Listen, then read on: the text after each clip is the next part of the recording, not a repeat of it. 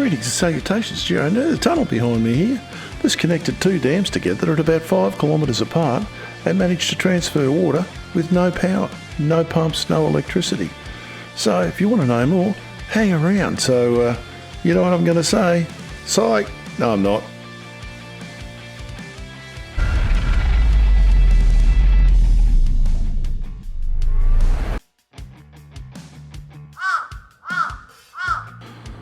So peeps, why did we need these dams? Well, this is Brisbane in the 1870s, and that's Roma Street Station there in front of you, Mount Cootha behind it.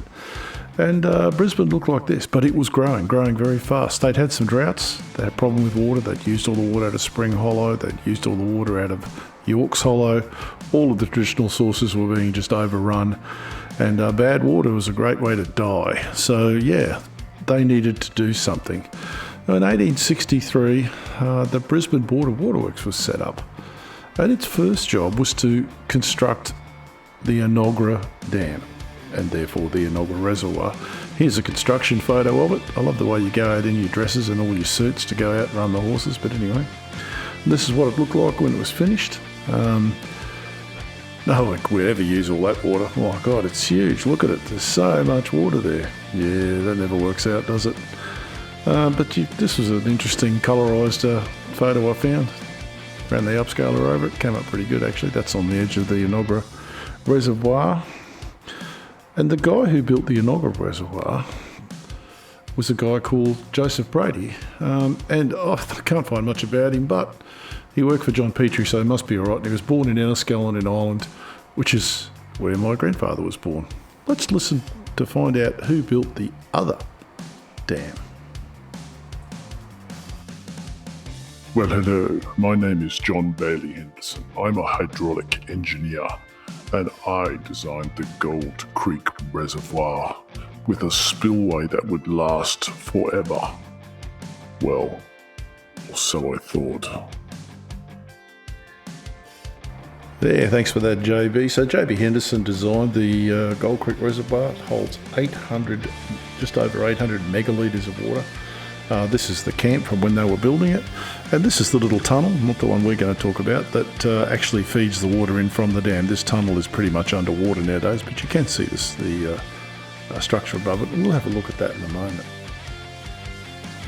As old JB hinted to there, the Gold Creek Dam had a spillway. It was an open chute spillway when it was built. Yeah, within 5-10 years, the floods had destroyed it. So they built this one. Now this one is historical. It's the first unreinforced concrete structure in the world, and it's the grandfather of all modern RCC, roller compacted concrete dams around the world, which is the core of most of these dams, and it's the spillway a lot of these things sit on. RCC's amazing stuff. This was the first one in the world. It's up there, you can go and see it. It still exists, and it's worth doing. Anyway, let's have a look at where these dams are. So, Gio, over the Gabba we go. Let's duck in here. Oh, there's that bridge that I can never remember the name of. It's something wanky, it always is. South Bank there with the old pool. Way to go. Let's whiz over all the bridges. There we go. I can't remember all their names. That looks like a wreck at the Manly Boat Harbour. What do we got here? Oh, there's the Old Oaks there. There's the William Jolly. We know that one. The train bridge does have a name. Can't remember it. Go between bridge. Don't want to remember it. Here we go. Out across Toowong Creek there, actually. We've been there, for those who are playing along at home. Around the corner of Mount Cootha. Oh, we've come off 3D land, added to 2D land, but anyway, the landscape's still in 3D. And we're going up here to the Gold Creek Dam and Reservoir. Dam being the big wally thing, the wet bit being the reservoir. We're just going to whiz over here and follow where this pipeline goes. So the pipeline goes under us here, follows Gold Creek Road actually most of the way. Then it goes and it actually tunnels through this ridge. That's what we're looking at. Comes out the other side. We didn't get down to the northern portal. I think it just looks like the southern portal floating the other way, but anyway. And then it runs down into the Gold Creek Dam. It's into the, the Enoggera Dam itself. So there you go. Let's have a look at some maps. Well, here are the two dams. This is a satellite shot. And they're about 5 kilometres apart, but they're also separated, as you can see, in this by a significant ridge system. There's a really big range going through there. So how's all this going to work? Well, they decided that they'd hook them together with a tunnel. But let's have a look. Here's the Enoggera Dam wall. It's at 80 metres. That's the 80 metre contour running around there. And the bottom of the dam wall's at 70 metres, so the dam's just over 10 metres high. Here's the Gold Creek Dam. Now the contour here is not even running on top of the dam wall. And it's 100 metres above sea level. So there's a 20 metre difference in height at least of the dam. And I think you can see where this is going. Here's the actual pipeline path. So I'm not quite sure of this Gold Creek bit because I can't really find many records, but I know where this goes. That's where it goes through the ridge, and that's the underground bit, which we'll see in a minute. And this ran water from Gold Creek to Enoggera, not the other way, obviously because Gold Creek is higher than Enoggera. This was a siphon. They just filled it up with water and away it went.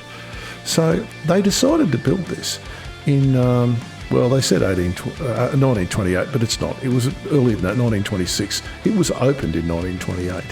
So it was transferring water, and it did for many, many years. They finally decommissioned it in 1977, a little bit prematurely. Big drought came along. They recommissioned it in 1986, and they finally decommissioned it in 1991.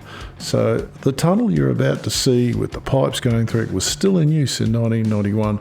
They finally shut it down, and it's no longer used. I'm going to put a link in the description to some documents which will, a lot more information on Brisbane's water system if you want it. So let's go and have a look at where this is in the landscape, and have a look at the video I shot when I was up there. Here's a LiDAR of the whole area. This is where we left. We left from Payne Road. You could park your car there if there's enough room. You walk along this track. This little pink worm makes it look easy, but let me tell you, she's fairly three-dimensional. Along you go, along the boundary tracks, quite nice walking, across this saddle, and this is where we went down the zigzag track. That's really steep. Tunnels in the bottom there, and we used that track to come out. Now, I would have probably used the green track to go in and out, because that zigzag track was A, really steep, and B, really destroyed, and we had to walk off it sometimes, and I don't like doing that. Here's a high resolution LiDAR, strips away the vegetation. There's the zigzag track there, pretty steep. The steepest track I'd want to walk down without a rope. Next time, I'd use a rope, but anyway, don't need to do it again. Down the bottom you get, beautiful place. There's the tunnel there, that's where it is, the southern portal, and nice place. You can sit down there, it's lovely and cool.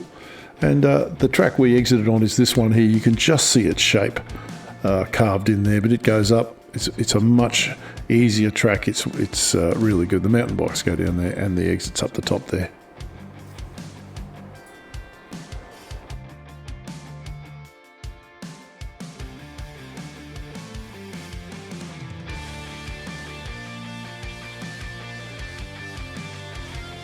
So here we are walking in. There's the Enoggera Dam, Enoggera Reservoir I should say. That's not the dam. The dam's the concretey bit.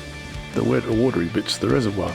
It's a nice road. Obviously it's maintained for fire purposes and rescue. I'm sure there's a mountain biker eating his front teeth here at least once a week. Horses use this as well, which is lovely to see. So there's a bit of geology up here. I'm not going to show you too much of it because there's a lot of shale up here, but this is interesting. You've got a real phyllite underneath here, and we're still to the west of the Kenmore Fault here, so we're on phyllite, and look what's on top. That's not shale. That's I think that's a schist, metamorphic shale. She's been cooked by the Enoggera granites, which is only a few hundred metres away here. Here's the entrance to the zigzag track. That's the actual main track up there, and I've just walked in a bit to get the camera out, and this is fairly seriously steep. Look at the angles of the trees to the ground. Video cameras don't do a good job of portraying verticality, but these trees are like, 30 degrees to the ground in places. And my mate who was with me, because he was bouncing through these trees like a pinball. Great way to get down, actually. Came across these beautiful little daisies, about 1 centimetre across. I think I've seen them before, but they just look so pretty in that daylight. So here we are. This is the quality of the track. This is what you're walking on. So yeah, it's not exactly this is looking back up the track. That's the sort of stuff that you're negotiating. And it's really quite steep. Again, look at the angle of the tree to the road, and it's marbly. So yeah, I had a stick. I was glad I did.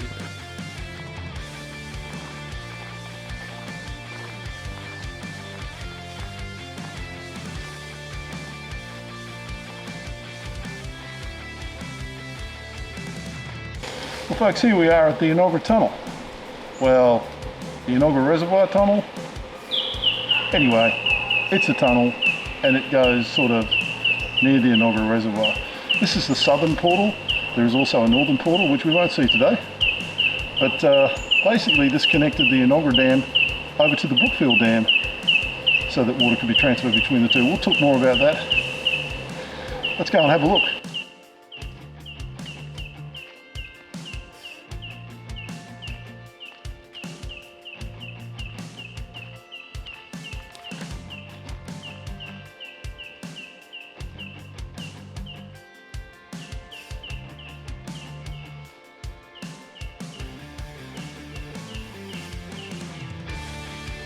So what we're going to show you here, folks, is the structure of the tunnel. So there's a metal grate here that's some Muppet's cut away, I suppose. Must have brought an angle grinder with him.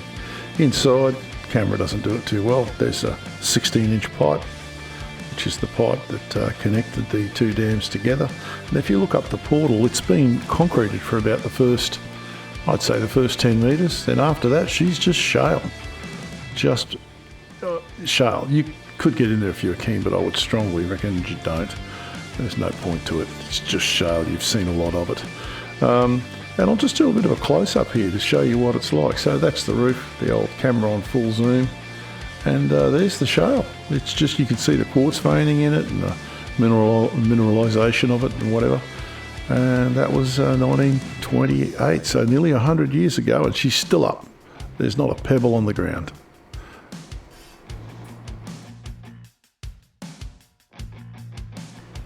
So to summarise, people, this tunnel's only 1,100 feet long. It's 5'3" high, and the pipe that goes through it is a 16-inch and 18-inch, depending where it is, reinforced cast iron pipe that goes all the way from the Gold Creek Reservoir through to the Enoggera Reservoir. It's about 5 or 6 kilometres long, but only a little over 300 metres of it is actually in this tunnel. Why they cut through the ridge, why they didn't go over the ridge, I don't know. There will be a hydraulic reason for it. I can't find anything in the research. Maybe it's a pressure issue, maybe it's a flow issue, don't know. But anyway, it is what it is. So I really enjoyed that. Thanks to all the new subscribers. Just a quick one there. Really enjoy it. It's great to see people coming along and leaving comments. I really enjoy them.